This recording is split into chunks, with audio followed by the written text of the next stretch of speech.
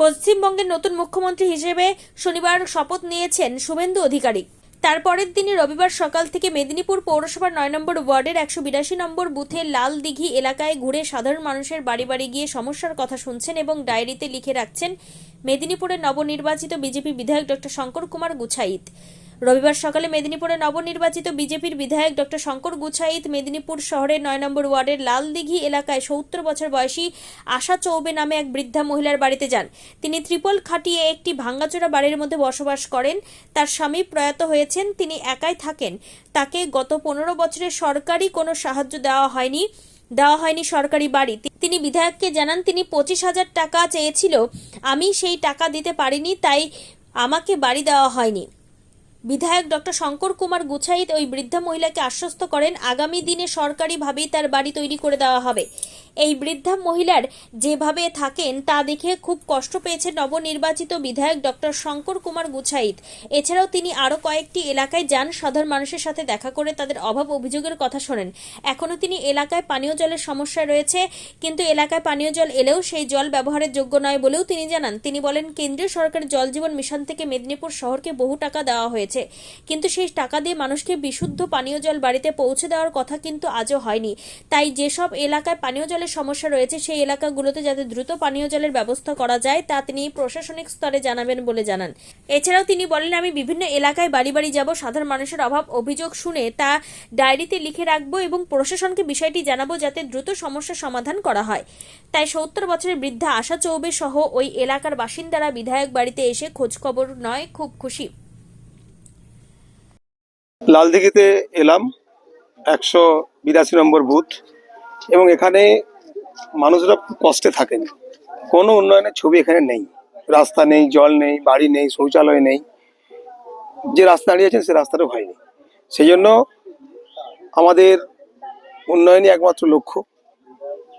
এই যে আশা চৌবে যে বাড়ি থাকেন, ৭০ বছরের বৃদ্ধা, বারবার বলেছেন বাড়ির জন্য হয়নি। তাই আমি প্রত্যেকটা বাড়িতে গিয়ে ডায়েরি কলমে সব লিপিবদ্ধ করছি এবং যাদের যাদের বাড়ি হয়নি, জল পায়নি, রাস্তা হয়নি, সেগুলো নোট ডাউন করে বিধায়কের পক্ষ থেকে আমরা সেগুলো সমাধান করব। একদম প্রতিশ্রুতি নয়, অঙ্গীকার করছি, করবই। সেই জন্য বাড়ি বাড়ি গিয়ে দেখা এবং নোট ডাউন করে সেগুলো আমরা যেখানে দেওয়ার ডিএমকে দিয়ে, এসডিওকে দিয়ে আমরা সেই কাজগুলো করাবো। চিত্র খুবই খারাপ। মানুষ যেভাবে বসবাস করেন দেখছেন তো আপনারা ছবিতে, থাকা যায় না, খুব যন্ত্রণা, খুব কষ্ট। বৃষ্টির সময় তো জল ভেসে যাচ্ছে। ৭০ বছরের বৃদ্ধা আশাদি, তার অবস্থা একবার দেখুন। বলছে ২৫,০০০ টাকা দাও তাহলে ঘর করে দেবো। আশাদি ২৫,০০০ টাকা পাবে কোথায়? এরকম আশাদির মতো অনেক আশাদি আছে আমার বিধানসভায়, যাদের পক্ষে ২৫,০০০ টাকা দেওয়া সম্ভব না। তাই বিজেপির অঙ্গীকার ১ টাকাও দিতে হবে না। বিজেপির ১ টাকা না দিয়েই বাড়ি করবে 100%। মোদিজির অঙ্গীকার। প্রত্যেকটা মানুষ যারা কষ্টে থাকেন তাদের সবার বাড়ি হবে, এটা নিশ্চিত থাকুন। জল তো লাল জল পড়ছে। মানুষ, আমি কলে গেলাম একটা জায়গায়, লাল জল পড়ছে, সরু সরু জল পড়ছে, জলের খুব কষ্ট। কিন্তু জল জীবন মিশনের টাকা মেদিনীপুরে এসছে, কোটি কোটি টাকা এসছে। প্রত্যেকটা বাড়িতে পানীয় জলের ট্যাপ যাওয়ার কথা, সেই জল টাকাটাও খেয়ে নিয়েছে। সেই জন্য পানীয় জলের সমস্যা, এখানে রাস্তার সমস্যা, বাথরুমের সমস্যা, ঘরের সমস্যা, এগুলো জ্বলন্ত সমস্যা লালদিঘিতে।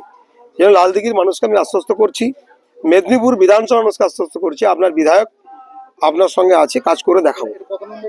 এটা ৯ নম্বর ওয়ার্ডের ১৮২ নম্বর বুথ। কি নাম? আমার নাম আশা চৌবে। এই বাড়িটা কার? এই বাড়িটা আমার। এই যে বাড়ির অবস্থা কি রয়েছে এখন? খুবই খারাপ। বলা যায় না কি অবস্থায় রয়েছে বাড়িটা। এই ভাঙা ঘরেই তো থাকতে হয়েছে আজ ১৫ বছর ধরে। জানিয়েছিলেন আগে যে সব? হ্যাঁ, কি বলতো?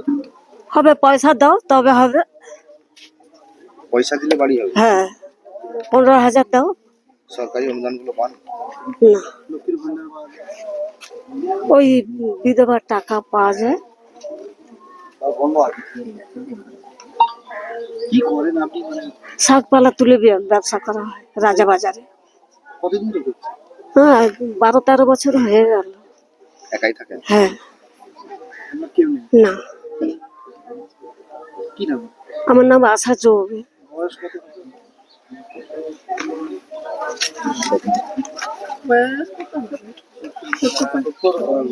না 70 হয়নি আমি। 59। আপনার পরিবারের কোনো সদস্য কি নেশা বা দীর্ঘদিন ধরে মানসিক রোগের মতো সমস্যায় ভুগছেন? স্থায়ী সমাধান পেতে চান? তাহলে আজই চলে আসুন গঙ্গারামপুর পুনর্জন্ম নেশামুক্তি কেন্দ্র, কালদিঘি হিমঘরের পাশে। এখানে নেশা, মানসিক রোগের চিকিৎসা, পুনর্বাসন, মেডিটেশন, যোগব্যায়াম, কাউন্সেলিং ও ডাক্তারের পরামর্শ দিয়ে রোগীকে সুস্থ করে তোলা হয়। আপনার প্রিয়জনকে সঠিক পথে ফিরিয়ে আনতে সর্বদা পাশে আছে গঙ্গারামপুর পুনর্জন্ম ডি অ্যাডিকশন সেন্টার এবং চ্যারিটেবল ট্রাস্ট। আমাদের ঠিকানা দক্ষিণ দিনাজপুর, গঙ্গারামপুর, কালদিঘি হিমঘরের পাশে।